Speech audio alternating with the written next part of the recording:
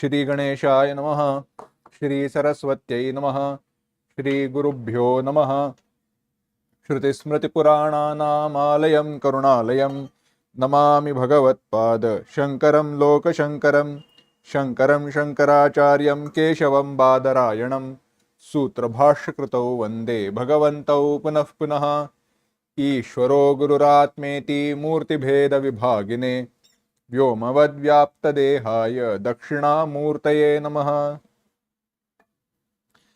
योऽन्तः प्रविश्य मम वाचमिमां प्रसुप्तां सञ्जीवयत्यखिलशक्तिधरस्वधाम्ना अन्यांश हस्तचरणश्रवणत्वगादीन् प्राणान् नमो भगवते पुरुषाय तुभ्यम्।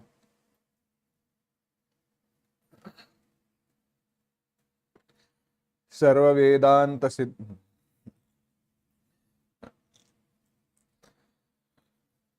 रामचरितमानस का चिंतन हम कर रहे हैं। इसका चिंतन, आज के चिंतन को आगे बढ़ाए उसके पूर्व मानस के जो पहले दो मंगल हैं उनको एक साथ पढ़ते हैं।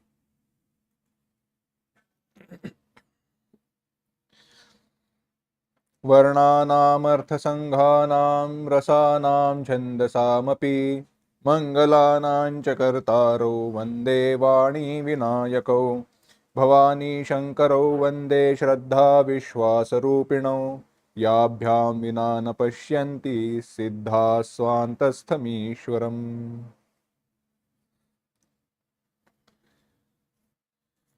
गोस्वामी तुलसीदास जी के अत्यंत अद्भुत सुंदर ऐसे ग्रंथ का, रामचरितमानस का हम चिंतन कर रहे हैं। इस ग्रंथ का चिंतन करते समय हम गुरुजी की वंदना का चिंतन हम कर रहे थे। गोस्वामी तुलसीदास जी सर्वप्रथम मानस का मंगल करते हैं, तत्पश्चात वंदना करते हैं। मंगल करते समय देवताओं को वंदन किया। क्यों इस रामचरित्र का निर्माण किया जा रहा है उसका विचार बताया। तत्पश्चात 5 सोरठाओं में मंगल किया, वंदन किया। वंदन करते समय मैं नमस्कार करता हूं ऐसे तो नहीं कहा, परंतु अनुग्रह करे, कृपा करे इत्यादि की मांग की है, इच्छा की है। तत्पश्चात 5वें सोरठा से आगे पहला जो दोहा है वहां तक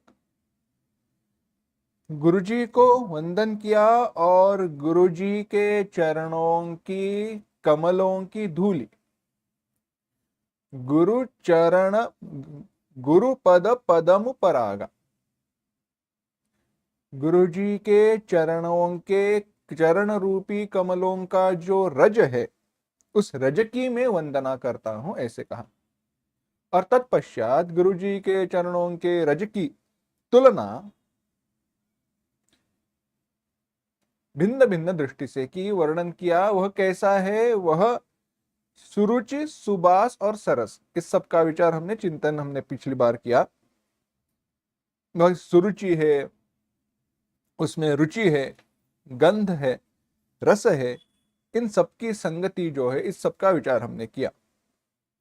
तत्पश्चात उसी के आगे कहा, उघरहि बिमल बिलोचन ही के मिटहि दोष दुख भवरजनी के सूझहि राम चरित मनि मानिक गुपुत प्रगट जह जो जेहि खानिक।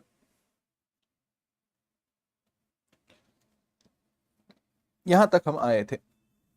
हम चिंतन कर रहे थे, देखो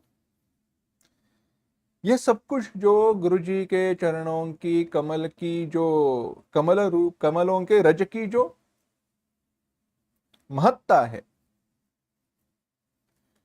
पुण्य जो है, महत्व जो है, वो क्या है? क्यों यह महत्व है? इसका परिणाम क्या है? इसका विचार कहते हुए कहा कि उघरहि बिमल बिलोचन ही के मिटहि दोष दुख भवरजनी के। गुरुजी के चरणों का जो रज है, वो जो रज की तुलना, रज कैसा है? वह दोषों को दूर करने वाला है। कैसे? भव रजनी के, रजनी माने रात्रि, भव संसार रूपी रात्रि के जो दोष है, जो दुख है, उनको दूर करने वाले हैं गुरु जी के चरण, गुरु जी के चरण रूपी कमल, उसके जो रज है वे। अब ऐसी प्रश्न, ऐसी बात मन में आती है कि यह कैसे संभव है और कैसा है? तो उसका उत्तर आगे दोहा में बताया, जथा सुअंजन अंजिदृग साधक सिद्ध सुजान, कौतुक देखत शैल बन भूतल भूरि निधान। सरलार्थ देखते हैं, बाद में अभी विस्तार करेंगे। पांचवें सोरठा के बाद जो भी दोहा है, चौपाई आई, उन चौपाइयों में गुरुजी के चरण के कमल के रज की वंदना की, उसका महत्व बताया। वह कहा किस प्रकार से है, उससे क्या क्या होता है, यह सब कुछ बताते हुए अंत में कहा, उसके हृदय में आते ही वह जो प्रकाश है, चरणों के वरज का प्रकाश है, उस सबके हृदय में आते ही हृदय के जो निर्मल नेत्र है वे खुल जाते हैं। और परिणाम क्या होता है? सूझ ही रामचरित मनिमानिक, गुबुत प्रकट जह जे जही खानिक। भवरजनी के दोष दूर हो गए। तत्पश्चात क्या प्राप्त हुआ? राम जी के चरित्र में जो मणिमानिक है, जो रत्न है, वे सारे प्राप्त हुए। मणि माणिक्य जो भी गुप्त है, जो भी प्रकट है, वे सब कुछ प्राप्त हुए, सब कुछ प्राप्त होते हैं। और बाद में क्या होता है? बाद में प्रभु श्री राम जी की भक्ति प्राप्त होती है। कैसे? तो उसके लिए दोहा में बताया, जिस प्रकार से सिद्धांजन, साधक सिद्ध सुजान लोग सिद्धांजन को नेत्र में लगाकर पर्वत, वन और पृथ्वी के अंदर जो गुप्त धन है, मणिमाणिक्य है, उसको सरलता से, कौतुक से देखते हैं। अब संदेश क्या दिया है उसको देखते हैं। बात देखना, विस्तार कर रहे हैं, ध्यान देना। प्रभु श्री राम जी का चरित्र हमारे सामने है, चाहे वो रामचरितमानस के रूप में हो, चाहे वाल्मीकि रामायण के रूप में हो, चाहे अन्य कोई रामायणों के रूप में हो। भावार्थ रामायण है एकनाथ जी महाराज का, या फिर अध्यात्म रामायण है, सारा रामचरित्र हमारे सामने है। अब रामचरित्र हमारे सामने तो है, परंतु क्या हमें प्रभु श्री राम जी की कृपा, प्रभु श्री राम जी का तत्व, प्रभु श्री राम जी की भक्ति प्राप्त हुई है? नहीं प्राप्त हुई। इसका कारण यह है कि हमारी आंखों में, हमारी हृदय में, हमारे मन रूपी हृदय में मन रूपी दर्पण मेला है। मुकुर मलिन अरुनयन विहीन, हमारा मन रूपी दर्पण मेला है, विवेक के नेत्र, ज्ञान के नेत्र मेले है, दोषपूर्ण है। तो प्रभु श्री राम जी का दर्शन कैसे होगा? यही तो बात है। इसीलिए कहा, सूझ ही रामचरित मनि मानिक, गुप्त प्रगट जहां जय जय खाने। चाहे वो गुप्त हो चाहे प्रकट हो, रामचरित्र में जो भी छिपे हुए मणिमाणिक्य है वे सारे प्राप्त हो जाएंगे। किनकी कृपा से? गुरु जी की कृपा से। कैसे? जैसे सिद्धांजन को नेत्र में लगाकर सिद्ध साधक सिद्ध सुजान पर्वत, वन और भूमि, इनमें गड़े हुए, छिपे हुए रत्नों को प्राप्त करते हैं। अब हर एक पदार्थ का दृष्टांत और दार्ष्टान्तिक, जो दृष्टांत बताया वह, और दार्ष्टान्तिक माने सिद्धांत में क्या कहना है, हर एक पद का, हर एक भाग का हमें विचार करना है। यह रामचरितमानस का ऐसा चिंतन है। देखो, राम कथा अगर रामचरितमानस के द्वारा कहनी है तो सहज है। सहज है माने तेजी से बढ़ते जाएगी, परंतु छोटी छोटी जो बातें हैं, छिपी हुई बातें हैं, इनका चिंतन करना है तो इस प्रकार से करना होगा। अब सबसे पहले एक क्रम लगाते हैं सारी बातों का। सबसे पहले क्या करना होगा? सबसे पहले तो दोष दूर करने चाहिए। सबसे पहले दोष दूर करने चाहिए। जैसे आपको हमारे गुरुजी यह दृष्टांत बताते हैं। कहते हैं घर मेहमान आने वाले हैं। हाँ, घर मेहमान आने वाले हैं। अगर घर में मेहमान आने वाले हैं तो रजाई वगैरह हम नीचे बिछा देते हैं। ऊंची रजाई हो, कारपेट आज की भाषा में, उसको बिछा देते हैं। जो तकिए रहते हैं उनके ऊपर नया चादर वगैरह, कवर वगैरह चढ़ा देते हैं। अब प्रश्न ऐसा है, पहले हम झाड़ू लगाकर सारा जो कचरा है वह बाहर निकालते हैं, घर को साफ करते हैं और बाद में रजाई बिछाते हैं, या पहले रजाई बिछाते हैं और बाद में झाड़ू लगाते हैं? सरल सा क्रम है, पहले झाड़ू लगाना चाहिए, बाद में रजाई बिछानी चाहिए, तब घर साफ सुथरा स्वच्छ रहेगा। परंतु अगर मैं पहले रजाई बिछा दूं और बाद में झाड़ू लगाऊं तो क्या बात योग्य है? नहीं। इसी प्रकार से जैसे झाड़ू लगाकर कचरे को बाहर निकालना चाहिए, वैसे ही हृदय में, अंतःकरण में, मन में, बुद्धि में जो भी दोष है, उन दोषों को पहले दूर करना चाहिए, दूर करना आवश्यक है। उन दोषों को दूर करने के बाद ही आगे जो कुछ भी हमें प्राप्त करना है वह प्राप्त हो जाएगा। तो उघर ही बिमल बिलोचन ही के मिटही दोष दुख भवरजनी के जो कहा, तो रात्रि का दोष क्या है? तो मोह है। मोह भ्रम, मोह बस, मोह है। अब नेत्र क्या है? ज्ञान विराग नयन उरगारी, आगे कहेंगे। ज्ञान और वैराग्य दो नेत्र है। ज्ञान और वैराग्य दो नेत्र है। दोनों नेत्रों में दो नयन है ना हमारे, तो दो नेत्र क्या है? ज्ञान और वैराग्य। ज्ञान और वैराग्य हो तो ही भक्ति सिद्ध होती है। ज्ञान, वैराग्य और भक्ति भागवत में भी आता है संदर्भ, तीनों साथ में ही है। भक्ति वो भागवत में बड़ी सुंदर संगति है, केवल स्मरण कराता हूं। एक माता है और उसके दो पुत्र है।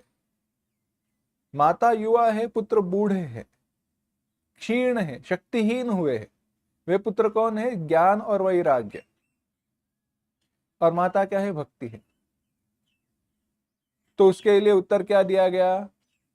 कृष्ण चरित्र सुनो, कृष्ण चरित्र का श्रवण करो, तो वे पुष्ट हो जाएंगे, तो साथ में रहेंगे। ज्ञान और वैराग्य से भक्ति की सिद्धि है, भक्ति के बिना ज्ञान और वैराग्य परिपूर्ण नहीं है। तो ज्ञान और वैराग्य नेत्र है। वैराग्य का जो नेत्र है उसमें दोष आता है राग का, आसक्ति का, और ज्ञान के नेत्र में अज्ञान का। ज्ञान के नेत्र में अज्ञान का, भ्रम का, मोह का दोष निर्माण होता है, और वैराग्य की नेत्र में राग का, आसक्ति का, प्रीति का, विषयासक्ति का दोष निर्माण होता है। ये दोष किसके कारण है? मोह, भ्रम, रात्रि, भवरजनी, संसार के कारण है। तो एक दूसरे में इनकी संगति है। इन दोषों के कारण संसार की सत्यता है। जब तक संसार का दर्शन है तब तक यह दोष नेत्रों में रहेंगे ही। जब तक हमारी आंखें खुलती नहीं है, आंखें खुल जाना यानी ऐसे खुलना नहीं, आंखें खुल जाना माने वह विवेक स्पष्ट हो जाना, वह विवेक स्पष्ट हो जाना, यह आवश्यक है। तो विवेक के का द्वारा, विवेक के कारण ही बाद में ज्ञान और वैराग्य के नेत्र खुल जाते हैं, अच्छे से सूझता है। और होता क्या है? तो कहा सूझ ही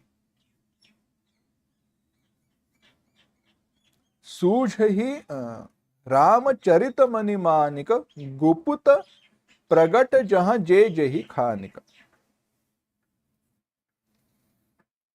अब जो कुछ भी रामचरित्र में गुप्त प्रगट जो कुछ भी है, वह सब कुछ पता चल जाता है, जाना जाता है।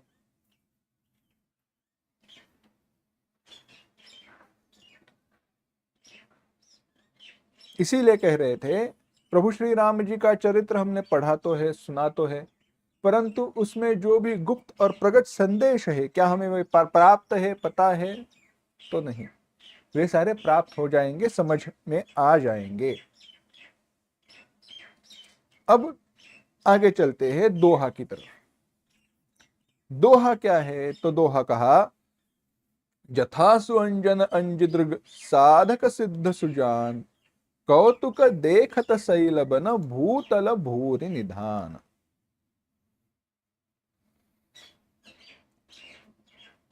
दृष्टांत दिया, जैसे इसको माला में गुत्थी, माला बनाना इसे कहते हैं, बुनना, ग्रथित करना। पहले बताया इनके विमल खुल जाते हैं इत्यादि। कैसे? जैसे सिद्धांजन को आंखों में लगाकर साधक सिद्ध सुजान सरलता से, कौतुक ही, सहजता से पर्वत, वन और भूमि, इनमें छिपे हुए रत्नों को प्राप्त करते हैं। अब सुनो,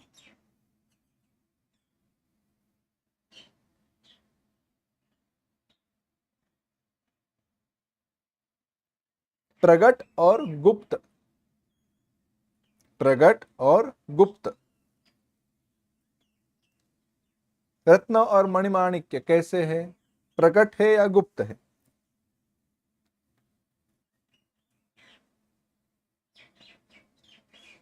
रामचरित्र जो है वह प्रगट, गुप्त, इतिहास, पुराण, इतिहास और पुराण, इतिहास रामायण महाभारत स्वयं और पुराण, अनेक पुराणों में प्रकट रीति से कहा है, गुप्त रीति से कहा है। अब रामचरित्र को मणिमाणिक कहा है, और वह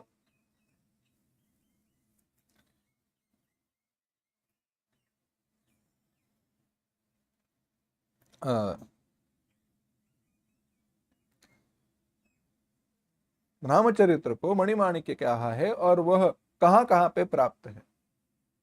रामचरित्र, रामचरित्र में भी छिपी हुई प्रभु श्री राम जी की भक्ति वह प्राप्त होना अत्यंत दुर्लभ है। रामचरित्र कहाँ कहाँ पे छिपा हुआ है? नाना पुराण निगमागम, मंगल किया ना, वहां पे कहा नाना पुराण निगमागम सम्मतम यत् क्वचिदन्य तोपि। नाना जो पुराण है, पुराण, वेद, आगम, उपपुराण, वेदांग, सब जगह पर वह रामचरित्र है। कहीं जगह पर प्रकट है, कहीं जगह पर छिपा हुआ है। तो कहोगे अरे वेदांगों में जहां विषय नहीं है वहां पे प्रभु श्री राम जी का चरित्र कैसा है?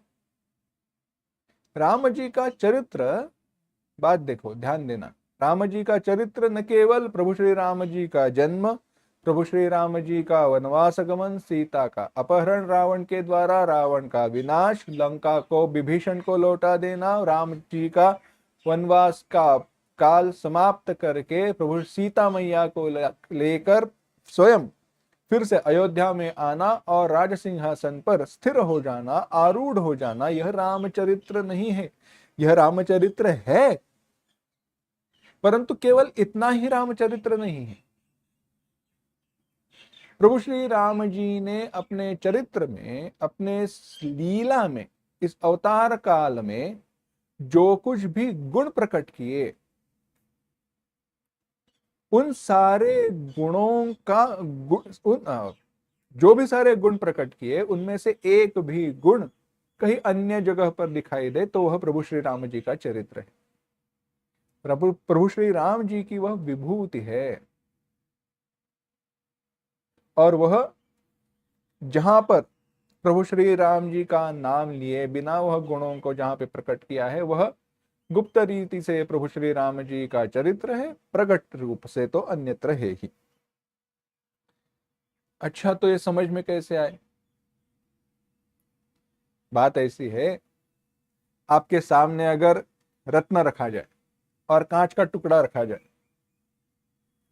आपके सामने अगर रत्न रखा जाए और कांच का टुकड़ा रखा जाए, क्या आप पहचान कर पाओगे? नहीं कर पाएंगे। बड़ा सुंदर दृष्टांत है, आंखें खुलना क्या है इससे बताते हैं। गुरु जी की कृपा से आंखें खुल जाती है, वह क्या है? ज्ञान, वैराग्य, यही विचार, सब जगह पर संगति लग जाएगी। हुआ ऐसे, एक ग्वाल था, एक ग्वाल था। क्या करता था? गौओं को उसके पास कुछ गौएं थी, उनको घास चराने लेकर जाता था, घास खिलाने के लिए लेकर जाता था। अब लेकर जाया करता था नदी के किनारे, वहां पे उनको खाना खिलाओ और बाद में वापस लेकर, जो भी गोबर तैयार होता था, गोबर को लेकर एक परमानेंट कस्टमर, एक ग्राहक था उसका, उसके पास गोबर के, सूखे हुए गोबर को लेकर जाता था, उसे बेचता था और घर काम अपना चलाता था। दूध बेचो, गौओं का पालन करो, इत्यादि वह करता था। उसका जो वो परमानेंट कस्टमर था वह था जवाहिर। रत्नों को समझता था, वह बड़ा नेक इंसान था। एक दिन हुआ ऐसे, यह ग्वाल उस जवाहिरे के पास गया, तभी जवाहिरे के सामने कोई एक व्यक्ति आकर बैठा था। उस व्यक्ति के पास अनमोल रत्न था। उसने वो जवाहिर जो था उसके सामने वह रत्न खोला, रख दिया, और वे ऐसे ही नहीं रखते, कागज में उसको बांधा हुआ था। वो कागज रेशम के एक वस्त्र में था, तो पहले वस्त्र को बिछाया, वस्त्र के ऊपर वह कागज को रखा और उसके ऊपर वह रत्न को रख दिया। उस रत्न को उस जवाहिरे ने देखा, परखा और कहा देखो यह बड़ा अनमोल रत्न है, इसका मूल्य काफी ज्यादा है, इसका मूल्य इसका जो भी है वो मैं आपको दे सकता हूं, परंतु उतना धन अभी मेरे पास नहीं है, उतना जो धन है ना वह अभी मेरे पास नहीं है। मैं घर जाता हूं, जो भी इसका मूल्य है, जितना भी धन है, उतनी सुवर्ण मुद्राएं, पुराने काल का समय है ना, उतनी सुवर्ण मुद्राएं लेकर आता हूं, उतनी आपको मैं दे दूंगा, आप बस यहीं पे रत्न को लेकर बैठे रहना। यह ग्वाल दरवाजे पे वहीं पे बैठा हुआ था, यह सब कुछ देख रहा था, उसको भी कहीं जाना नहीं था, कहीं आना नहीं था, वहीं पे बैठा रहा। वह जवाहिर घर गया, जो भी आवश्यक धन था वह लेकर आया, वह सारा धन उस व्यक्ति को दे दिया, रत्न अपने पास ले लिया और तिजोरी तिजोरी में बंद कर दिया।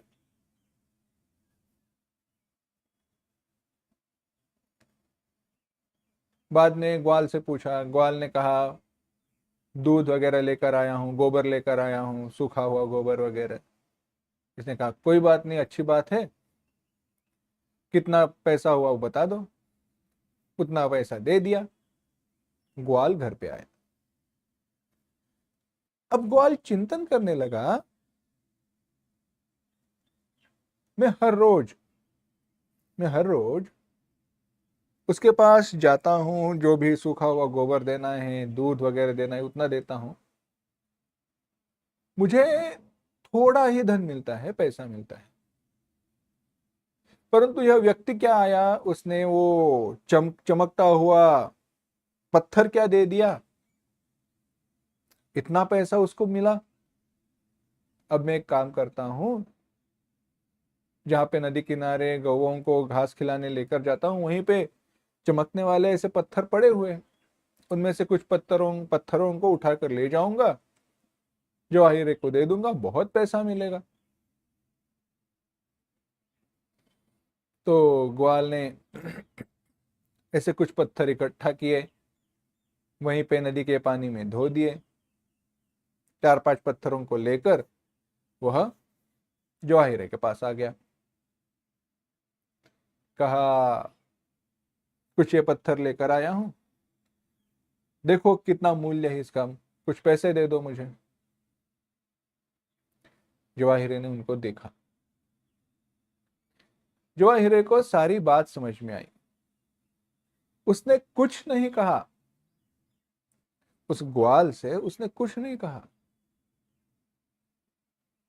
जवाहिरे ने कहा देखो ऐसी बात है, ये इसका मूल्य तो मैं अभी आपको दे नहीं सकता हूं, पर आप एक काम करो।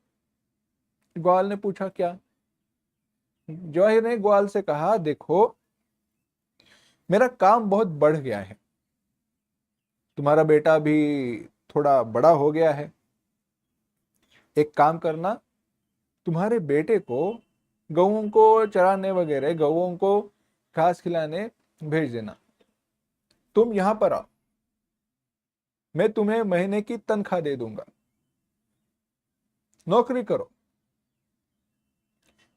मैं तुम्हें यहां पर बिठाऊंगा और जो कुछ भी मैं करता हूं ठीक से देखना है, सीखना है। ग्वाल ने कहा ठीक है, यहां पर बैठकर मुझे अगर धन मिल रहा है तो कौन ना कहेगा। जवाहिर ने ग्वाल को अपने साथ बिठा लिया, धीरे धीरे धीरे रत्न क्या होते हैं, उनकी परख कैसे करनी चाहिए, चमक क्या होती है, उनमें दोष क्या होते हैं, यह सब कुछ सिखाए। धीरे धीरे धीरे रत्नों को परखने की, समझने की नजर, दृष्टि उस ग्वाल को प्राप्त हुई। एक दिन आया और एक दिन उस ग्वाल को उस जवाहिरे ने कहा देखो तुम अब रत्नों का समझना, रत्नों को जानना समझ गए हो, है ना?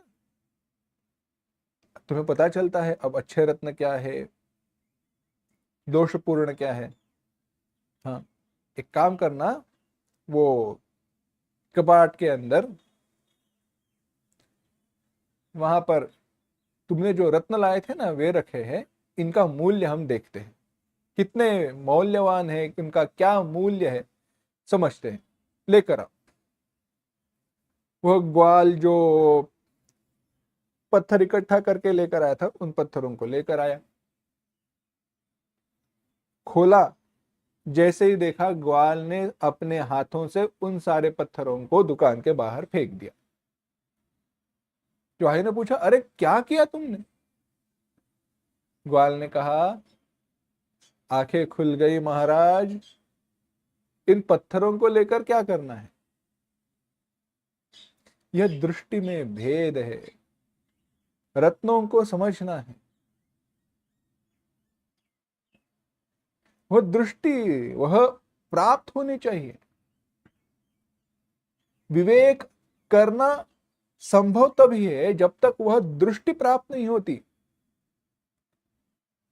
अब इस संपूर्ण कथा में देखो, ग्वाल का पत्थरों को लेकर जवाहिरे के पास आना, पत्थरों को पत्थर है ऐसा न कहते हुए जवाहिरे का ग्वाल को सिखाना, ग्वाल को वह दृष्टि प्राप्त होना, ग्वाल का विवेक करना, पत्थर कौन से हैं, रत्न कौन से हैं, और रत्न जो पत्थर रत्न समझकर वो लेकर आया था उनको पत्थर जानकर उनको फेंक देना, और सही रत्न क्या है उनको समझना। इस सब में, इस संपूर्ण दृष्टांत में कौन सी बातें आई है उनको देखो। पहले तो केवल दृष्टांत की बात हम कर रहे हैं, पहले तो समझना है। पहले तो केवल समझना है, रत्न क्या है, पत्थर क्या है। पहले क्या है, समझना है, विवेक है। रत्न क्या है, पत्थर क्या है। रत्नों का स्वीकार है, पत्थरों का त्याग है। रत्नों का स्वीकार है, पत्थरों का त्याग है। यह कब संभव है? जब विवेक हो, सही क्या, गलत क्या, योग्य क्या, अयोग्य का यह विवेक हो। वैराग्य के द्वारा जो अयोग्य है, जो हीन है, उसका त्याग हो, और बाद में ज्ञान प्राप्त हो। ज्ञान हो ना, सत्य क्या है, रत्न क्या है, मूल्य क्या है। इसी प्रकार से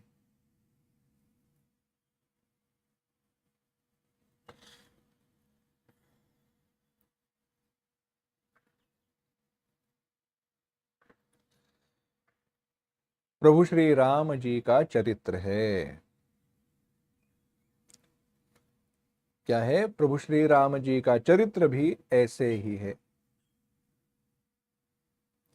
तो प्रभु श्री राम जी के चरित्र में, या स्वयं प्रभु श्री राम जी का चरित्र गुप्त रूप से, प्रकट रूप से हमने कई बार पढ़ा है, परंतु उसे सुनकर, पढ़कर, उसका चिंतन करने के बाद भी प्रभु श्री राम रूपी रत्न, न केवल प्रभु श्री राम रूपी रत्न, परंतु प्रभु श्री राम जी की भक्ति का जो रत्न है वह हमें अभी तक प्राप्त नहीं हुआ। उसका कारण यह है, उस रत्न का मूल्य, रत्न को हम समझ नहीं पाए हैं। वो समझ में कब आएगा? जब हमारी आंखें खुल जाएंगी। आंखें कब खुल जाएंगी? जब आंखों में अंजन डाला जाएगा। आ, आ, राम रूप, राम के चरित्र में प्रभु श्री राम जी का चरित्र समझना है, तो इसलिए हमारी आंखों में जो अंजन डाला जाए, वह अंजन कैसा है? तो कहा, गुरु जी के चरणों के कमल का जो रज है वही अंजन है। और वह अंजन हमारे नेत्रों को कैसे स्वच्छ करेगा। जथा सुअंजन अंजिदृग साधक सिद्ध सुजान, कौतुक देख ही शैल बन भूतल भूरि निधान। गुरु भक्ति से दिव्य दृष्टि प्राप्त होती है, उससे मोहांधकार दूर हो जाता है, उससे मोहांधकार दूर होता है।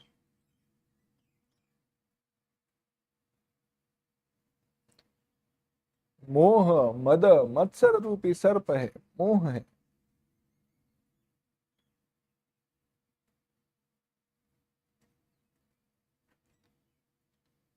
अब देखो, सिद्ध साधक सुजान सबको छिपे हुए रत्नों को देखने के लिए सिद्धांजन की आवश्यकता है। किसकी आवश्यकता है? सिद्धांजन की आवश्यकता है। सिद्धांजन को बनाने की विधि इत्यादि का विचार हमारे शास्त्रों में है। उसे कैसे बनाया जाए वह भी बात है, परंतु वह सबके आंखों में डालने से सबको दिखाई देगा ऐसे नहीं है। उसके लिए उपासना सिद्धि इत्यादि की आवश्यकता है, वह विचार संपूर्ण भिन्न है। तो अब कहा रामचरित्र का जो मणिमाणिक है वह कैसे मिले, कहां कहां पर है। जथा सुअंजन जब कहा दोहा में, तो दोहे में कहा है कौतुक देखत, कौतुक सहजता से देखत, देख रहे कहां पे, शैल, शैल माने पर्वत, बन, बन माने वन, अरण्य, जंगल, जंगल हमारा देशी शब्द है, अंग्रेजी नहीं। और भूतल, भूतल माने भूमि।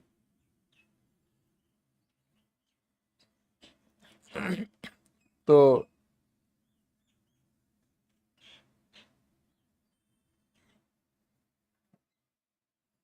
रामचरितमानस में ही वर्णन आया है। देखो, रामचरित्र रूपी जो मणिमाणिक है वह कहां कहां पर है। पर्वत में, पर्वत में रामचरित्र है। हाँ है। पर्वत क्या है? पर्वत पावन पर्वत वेद पुराना राम कथा रुचि राकर नाना। मानस नहीं कहा, पावन पर्वत वेद पुराना।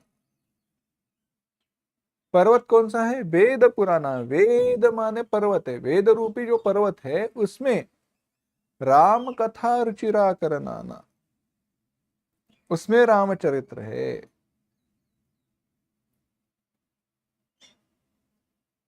यानी वहां पर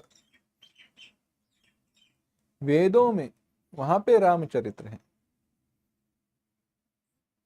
आगे कहा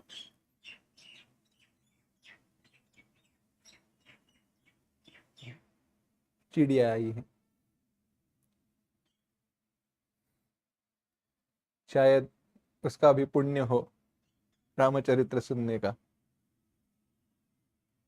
सुनाई दे रहा है कि नहीं पता नहीं, खिड़की बंद है, परंतु खिड़की के बाहर वह पूजन कर रही है और सुनाई मुझे दे रहा है। मैना है, पंछी भी, चिड़िया भी, मैना है। मानो वहां पे वो कह रही है, कथा सुना रहे हो पर अंदर मैना मैना कहना, मैना। बड़ा एक सुंदर भजन है, अपने राजेश्वरानंद जी के द्वारा मुख से सुना। पांच तत्व का बना पिंजरा, ना मैं बोल रही मैना, कछु लेना ना देना। चली गई। अस्तु, यही बात है। थोड़ा विषय को छोड़कर बोल रहे हैं, परंतु विषय के साथ जोड़ भी सकते हैं। यह पांच तत्व का बना पिंजरा, यह देह क्या है? पांच तत्वों का पिंजरा है, जेल है, कारागृह है। अगर मैं कहो तो बंदी बन जाओगे, मैं ना कहो तो छूट जाओगे। तो ना मैं बोल रही मैना, मैना इसका अगर तुम भेद करो तो मैं ना, यही है। आगे चलकर जब शिव पार्वती विवाह की कथा आएगी, वह जो चरित्र आएगा, तब हिमाचल राज की पत्नी का नाम क्या है? पार्वती जी के, पार्वती माता के माता का नाम, पार्वती मैया की माता का नाम है मैना। अस्तु, विषय चल रहा था रामचरित्र वेदों में है, वेद रूपी पर्वत है, यानी पर्वतों में छिपा हुआ रत्न, वेदों में छिपा हुआ रामचरित्र प्राप्त हो जाएगा। साधकों को वन में छिपे हुए रत्न दिखाई देते हैं। अच्छा, वन कौन सा है? सीताराम गुणग्राम पुण्यारण्य विहारिणो, सीताराम गुणग्राम पुण्यारण्य विहारिणो वंदे विशुद्ध विज्ञानो कवीश्वर कपीश्वर। सीता राम जी के गुणों का जो समूह है, उसके पुण्य पुण्य समूह के अरण्य में, उसमें भी प्रभु श्री राम जी का अरण्य का, वन का विचार इस प्रकार से बताया। वन में ऐसे छुपा हुआ है, वन में छिपा हुआ प्रभु श्री राम जी का चरित्र भी प्राप्त होता है, वन में छिपा हुआ उनके गुण समूह में छिपा हुआ चरित्र वे प्राप्त होते हैं। आगे कहा भूतल, भूतल के बारे में संदर्भ रामचरितमानस में प्राप्त होता है। धन्य भूमि वन पंथ पर, धन्य भूमि वन पंथ पहारा, जह जह नाथ पाव तुम धारा।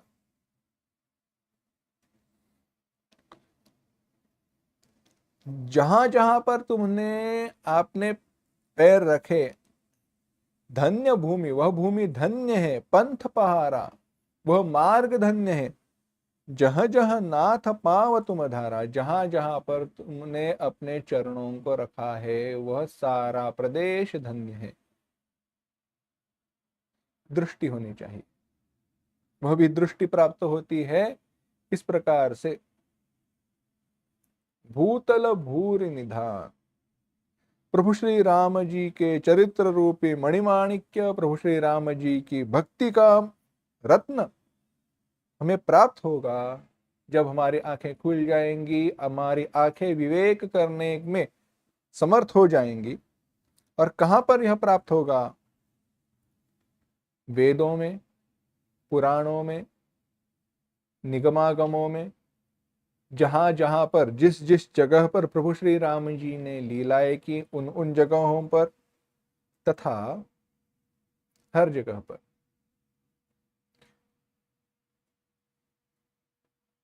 सिया राम में सब जग जानी, करो प्रणाम जोर जुगपान।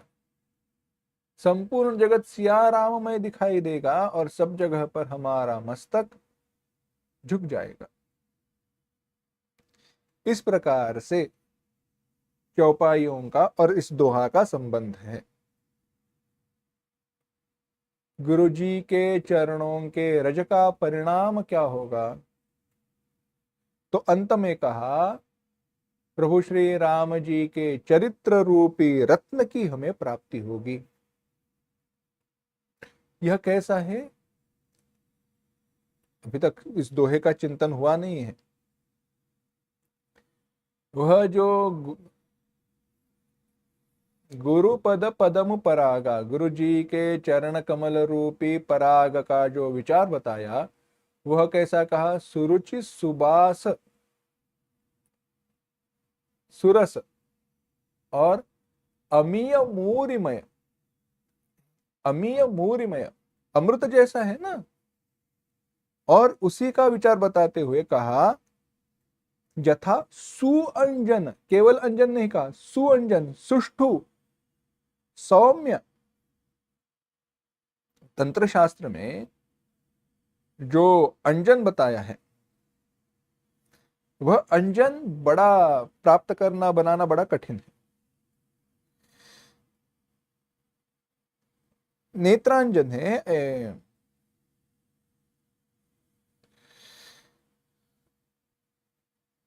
आंखों के दोषों को दूर करने के लिए श्वेत पलाश, सफेद रंग का जो पलाश है, उसके फूलों के मूली का, सजीव मूली का रस इत्यादि का एक अंजन बताया है। परंतु हमें पता है अंजन जो आंखों में हम डालते हैं सौम्य नहीं रहता, आंखों को जलन महसूस होती है। परंतु ऐसा यह नहीं है। यह कैसा है? सुअंजन है। अत्यंत सहजता से हमारे ज्ञान वैराग्य के नेत्र खुल जाते हैं और दिव्य दृष्टि की प्राप्ति होती है। समझ में भी नहीं आता कब हमारे नेत्र खुल गए, कब हमें वह दृष्टि प्राप्त हुई। इस प्रकार से है। और अभी अंजन का विचार अगले चौपाई में आएगा, तो अभी इसका ज्यादा विस्तार नहीं करूंगा। परंतु इस प्रकार से दृष्टि प्राप्त होती है, सुअंजन। रामचरित्र तो देखो, भूतल भूरि निधान। रामचरित्र तो साक्षात्कार का ही विषय है।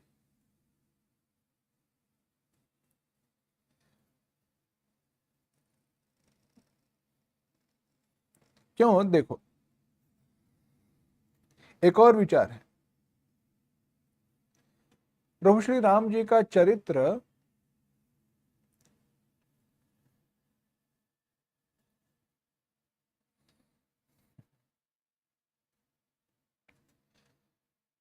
थोड़ा विस्तार है, ध्यान देकर सुनना।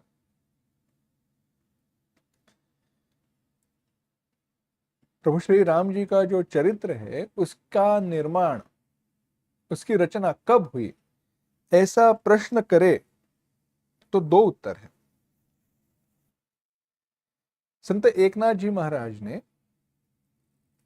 संत एकनाथ जी महाराज ने भावार्थ रामायण की रचना की। अन्य रामायणकारों ने भी कहीं कहीं जगह पर हमें ऐसे संदर्भ में कथा मिलती है, संदर्भ मिलता है कि प्रभु श्री राम जी के चरित्र का, बात ठीक से सुनना, प्रभु श्री राम जी के चरित्र का निर्माण प्रभु श्री राम जी के पहले हुआ।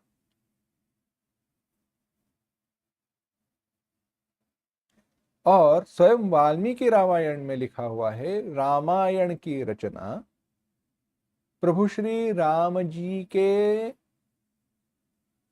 राजा बनने के बाद हुई। प्रभु श्री राम जी के राजा बनने के बाद हुई।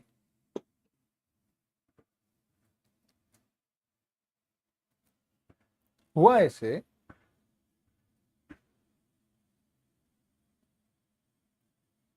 वाल्मीकि रामायण का पहला श्लोक है, ओम तपस्वाध्याय निरतम तपस्वी वाग्विदाम्बरम नारदम परिपप्रच्छ वाल्मीकिर्मुनिपुंगवम् कोन्वस्मिन् साम्प्रतं लोके गुणवान् कश्च वीर्यवान् चारित्रेण च को युक्तः सत्यवाक्येषु को हितः विद्वान् कः कः समर्थश्च। इस प्रकार से आगे जाता है। तो तपस्वाध्याय निरतम तपस्वी वाग्विदाम्बरम नारदम, जो तपस्वाध्याय में नित्य रत रहते हैं, नित्य तप और स्वाध्याय में रत रहते हैं, नित्य तपस्वाध्याय करने वाले वाग्विदाम वरम, वाग्वित ज्ञानियों में श्रेष्ठ ऐसे जो नारद महर्षि है, उनको मुनिपुंग मुनिश्रेष्ठ वाल्मीकि जी ने ऐसे प्रश्न किया कि अभी कौन वस्मिन सांप्रतम लोके, अभी प्राप्त काल में ऐसा कौन सा राजा है, ऐसा कौन है जो गुणवान है, वीर्यवान है, बलशाली है इत्यादि का। और उससे उत्तर देते हुए नारद जी ने कहा, एक राजा ऐसा है जिसे मैं जानता हूं, जिसके पास आपके द्वारा वर्णित सारे गुण हैं, और उस राजा का नाम है रामो नाम जनैश्रुतः। वह राम इस नाम से जाना जाता है। इस प्रकार से कहने पर बाद में वाल्मीकि जी ने प्रश्न किया, और प्रश्न किए बिना ही वैसे तो नारद जी ने उत्तर दिया, प्रभु श्री राम जी का चरित्र सुनाया। प्रभु श्री राम जी का चरित्र वाल्मीकि जी को सुनाया। वाल्मीकि जी उस चरित्र का वर्णन करते हुए आगे गए। आगे जाते समय, आगे जाने के बाद वहां पे किसी व्याध ने पक्षी का वध किया, और तब वाल्मीकि जी के मुख से श्लोक प्रकट हुआ, मानिषा तुमगम प्रतिष्ठा शाश्वती समाह यत्क्रौंच मिथुनादेकम अवधि काम मोहितम। मानषाद तुमगम प्रतिष्ठा शाश्वती समाह, में शांति कहीं पर नहीं मिलेगी, क्योंकि नर मादा की जोड़ी में से एक क्रौंच पक्षी का तुमने वध किया है। और उसके बाद वह चिंतन करने लगे, यह श्लोक कैसे प्रकट हुआ, क्यों हुआ। इसका चिंतन करते समय वहां पे ब्रह्मा जी प्रकट हुए।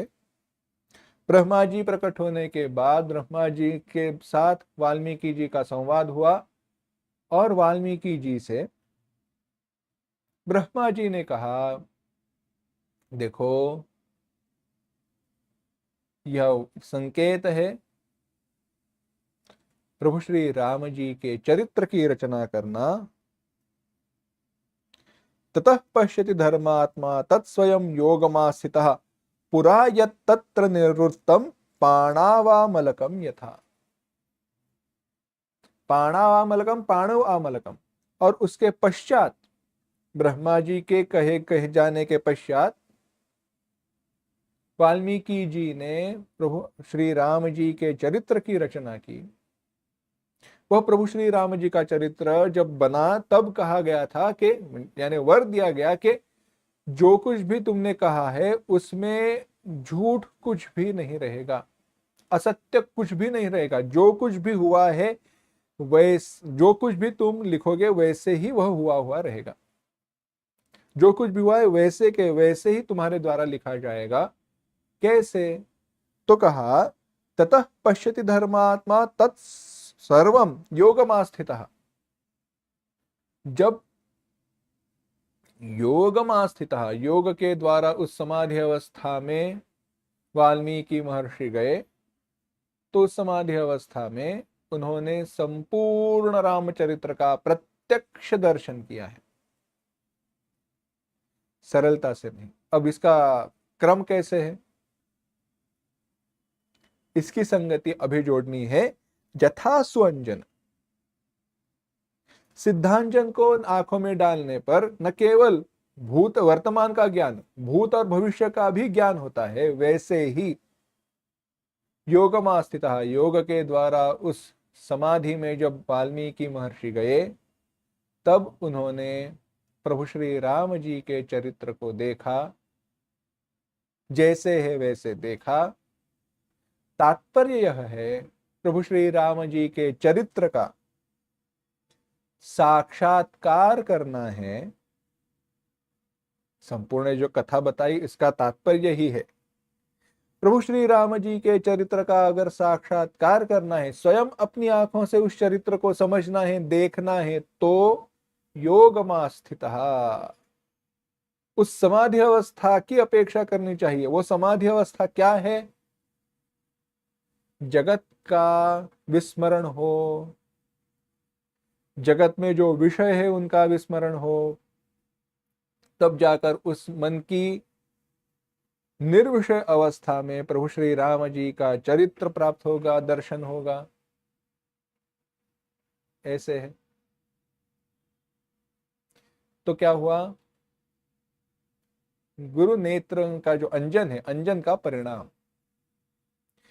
और इस दृष्टि से देखा जाए तो प्रभु श्री राम जी के बाद वाल्मीकि रामायण यानी रामायण की रचना हुई, यह एक संगति है।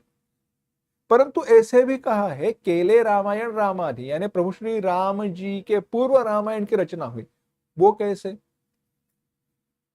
हमारे गुरु जी ने कहा इसकी संगति ऐसी है, इसका विचार ऐसा है कि अयोध्या वासियों को प्रभु श्री राम जी पता थे, परंतु प्रभु श्री राम जी पता है, प्रभु श्री राम जी तो जानते हैं, परंतु उनके चरित्र को कोई नहीं जानता था। और कुछ ही लोग राम जी को तत्व रूप से जानते थे।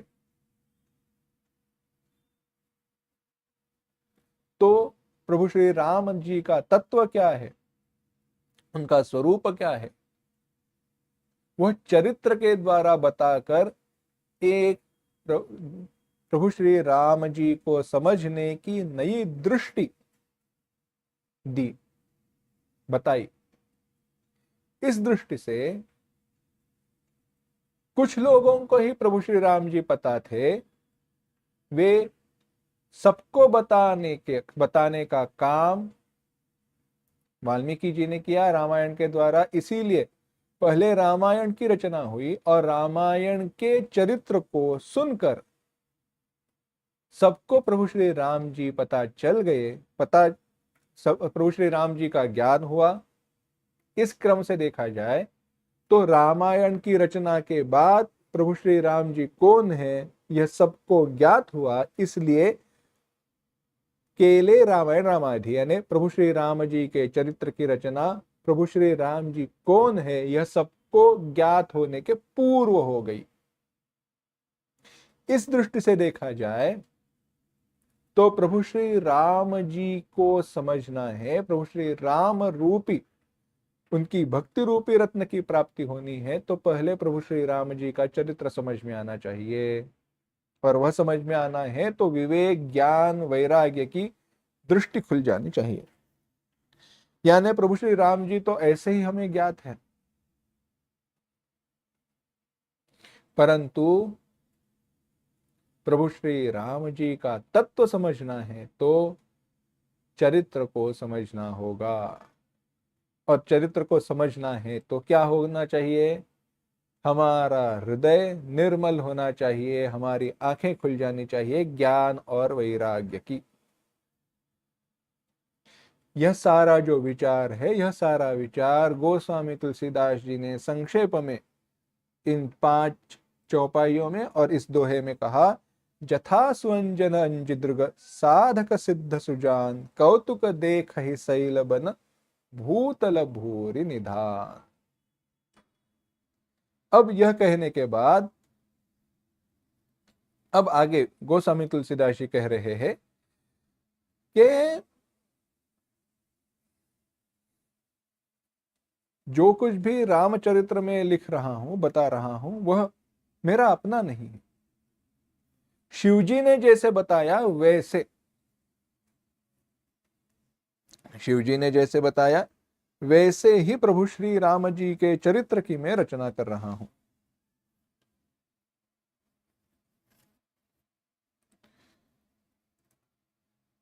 अब ऐसे चरित्र की रचना करनी है तो चरित्र रचने वाला जो है उसे कुछ अधिकार की प्राप्ति करनी होगी, और वह अधिकार उसे कैसे प्राप्त होगा, तो उसका विचार बता रहे हैं। इन चौपाइयों को दोहा तक पढ़ते हैं और बाद में चिंतन को आरंभ करते हैं। जो पहला दोहा है उसके नीचे जो चौपाइयां हैं वह दूसरे दोहे तक, उन सबको पढ़ते हैं।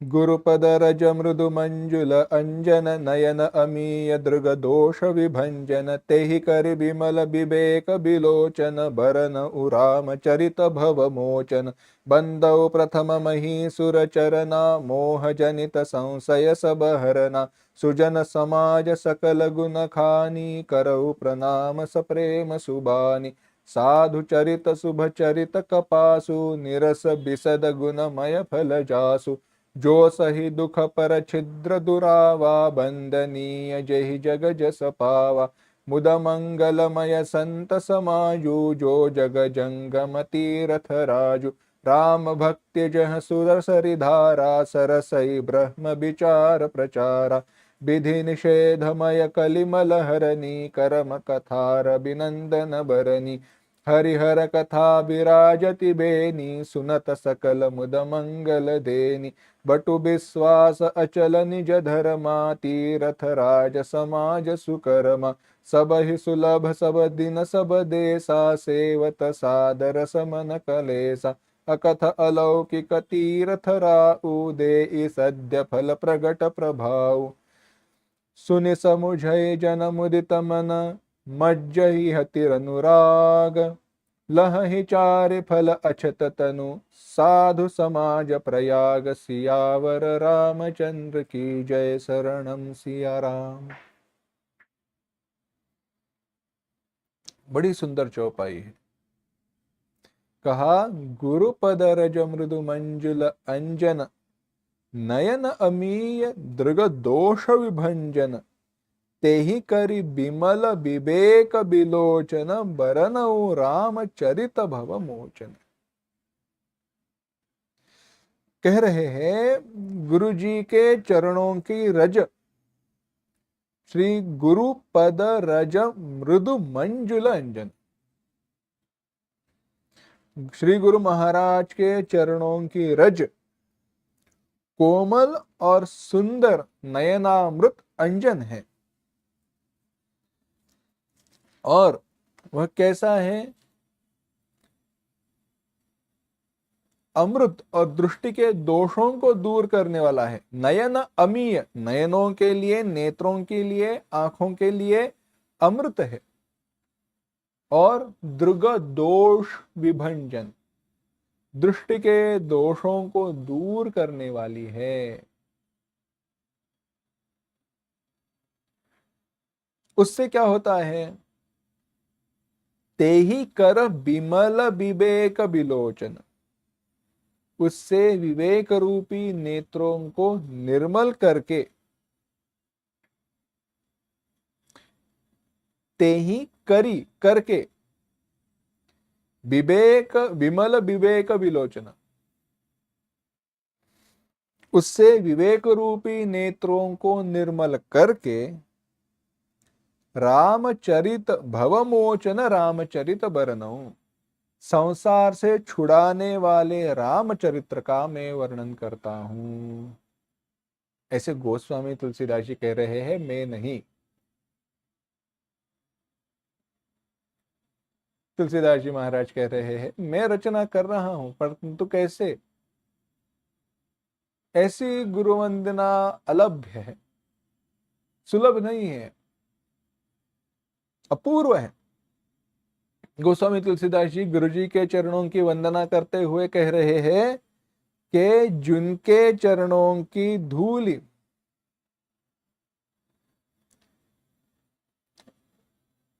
आगे कहेंगे, जय गुरु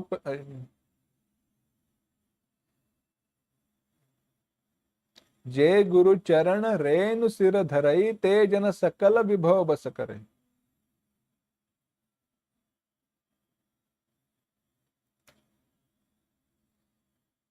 अस्तु।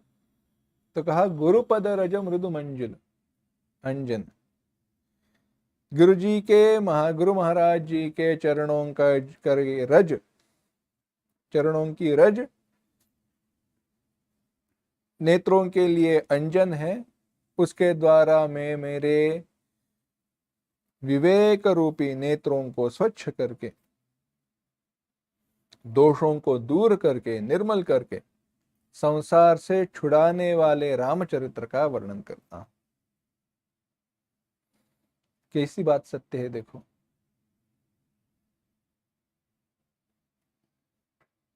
प्रभु कैसी विडंबना है। गोस्वामी तुलसीदास जी के द्वारा रचे गए रामचरितमानस की उपासना करके, पढ़ के, समझकर कई सारे जीव मुक्त हो गए, प्रभु श्री राम जी को प्राप्त हुए। भगवान को प्यारे हुए ऐसे तो नहीं कहूंगा, अर्थ में भेद है, दृष्टि में भेद है। देखो, है ना,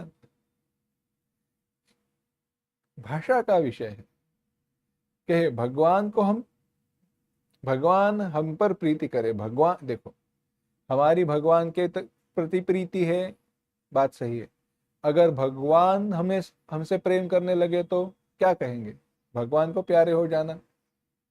परंतु अगर आप भगवान को प्यारे हो जाओ ऐसी हमारी इच्छा है, ऐसे अगर हम किसी से कहे तो कौतुक होगा या मार मिलेगी? पिट जाएंगे। भगवान आप पर कृपा करे ऐसे ही कहना। विषय क्या चल रहा है देखो। गोस्वामी तुलसीदास जी आश्वस्त कर रहे हैं, मैंने मेरे हृदय को, मेरे ज्ञान वैराग्य की आंखों को निर्मल करके ही इस रामचरित्र की रचना की है। इसीलिए गोस्वामी तुलसीदास जी के द्वारा रचित इस चरित्र को सुनकर, पढ़कर कई सारे जीव मोक्ष को प्राप्त हुए। परंतु इस रामचरित्र का और विस्तार करके वर्णन करने वाले कथाकारों की कथा सुनकर कोई मुक्त नहीं हुआ। क्यों? कथा कहने वाले की आंखों में अभी भी अगर वह दोष है, कथा सुनाने वाला अगर बंधन में है, तो कथा सुनने वाले कैसे मुक्त हो जाएंगे? है ना? तो कथा की रचना का अधिकार हमें क्यों प्राप्त हुआ? गोस्वामी तुलसीदास जी कह रहे हैं, गुरु जी की कृपा से हमारी आंखों के ऊपर जो पर्दा था वह दूर हो गया। कैसा है? कहा, मेरे दोषों को मैंने दूर किया, करी तेही करी बिमल विवेक विलोचन। विवेक रूपी नेत्रों को मैंने निर्मल कर दिया है।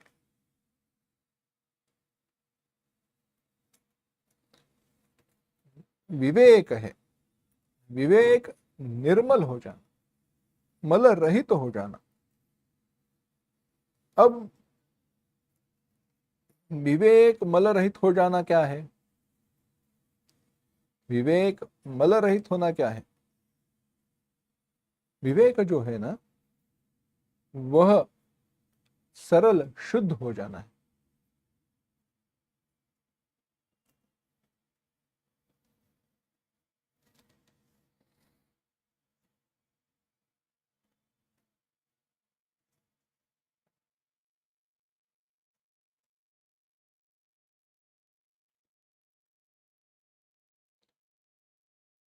देखो, आपके सामने दो वस्तुएं हैं। एक 5 दिन में समाप्त होने वाली है और एक 15 दिनों में समाप्त होने वाली है। एक्सपायरी डेट रहती है ना। कौन सी वस्तु को आप खरीदोगे? दोनों का विचार, दोनों की कीमत समान है।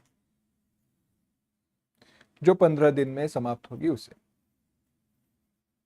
फिर से वही बात, आपके सामने दो वस्तुएं हैं, एक 5 दिन में समाप्त होने वाली है, एक 15 दिन में समाप्त होने वाली है।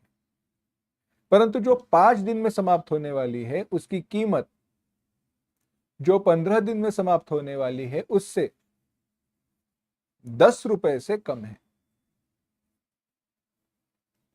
क्वांटिटी उतनी ही है, क्वांटिटी उतनी ही है।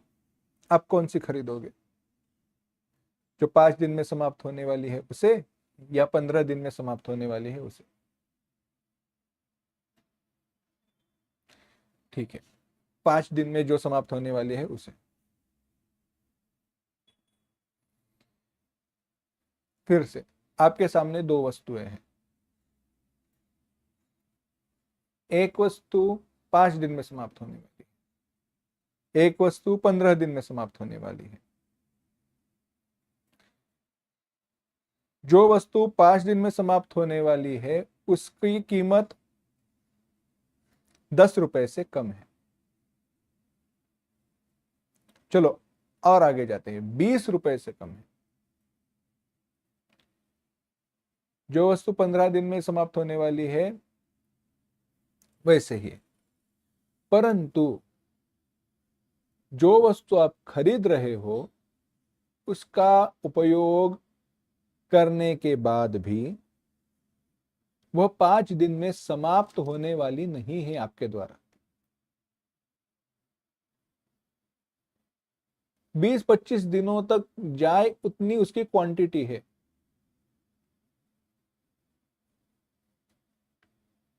20-25 नहीं, 10 करते हैं, चलो 10 दिनों में समाप्त हो जाएगी वो। यानी अगर उसको समाप्त करना है, खत्म करना है, तो अब आप कौन सी वस्तु खरीदोगे?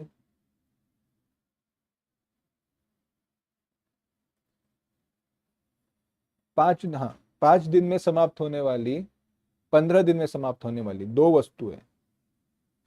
5 दिन में समाप्त होने वाली वस्तु की कीमत 15 दिन में समाप्त होने वाली वस्तु से 20 रुपए से कम है। जिस वस्तु को आप खरीद रहे हो उसको खत्म करने के लिए, उसको पूरा पूरा का पूरा उपयोग करने में आपको 10 दिन लगेंगे। अब आप कौन सी खरीदोगे, 15 दिन में समाप्त होने वाली या 5 दिन में समाप्त होने वाली? कई सारे लोग, ज्यादातर लोग कहेंगे 5 दिन में समाप्त होने वाली वस्तु को लेंगे, ज्यादा उपयोग करके उसको 5 दिन में खत्म कर देंगे। यह निर्मल विवेक नहीं है, यह निर्मल विवेक नहीं है। विवेक तो है, योग्य क्या है, अयोग्य क्या है, व्यवहार क्या है। सही बात है ना, वस्तु की क्वालिटी क्वांटिटी सब कुछ समान है, तो ज्यादा कीमत दे या कम कीमत दे। निर्मल विवेक वही है जो सकल सारी दृष्टि से सब जगह से विचार करे, ऐसा ये निर्मल विवेक होता है। तो ऐसा निर्मल विवेक क्या है? इस निर्मल विवेक के साथ मैं प्रभु श्री राम जी के चरित्र की रचना कर रहा हूं। इसका विचार क्या है, इसका थोड़ा विस्तार देखना है, और आगे गोस्वामी तुलसीदास जी स्वयं समष्टि की वंदना करेंगे, उस वंदना का भी विचार देखना है, और रामचरित्र को, रामचरितमानस के चिंतन को आगे बढ़ाना है, परंतु वह विचार हम अगले पाठ में देखेंगे। ओम असतो मा सद्गमय, तमसो मा ज्योतिर्गमय, मृत्योर्मा अमृतंगमय। ओम शांति शांति शांति।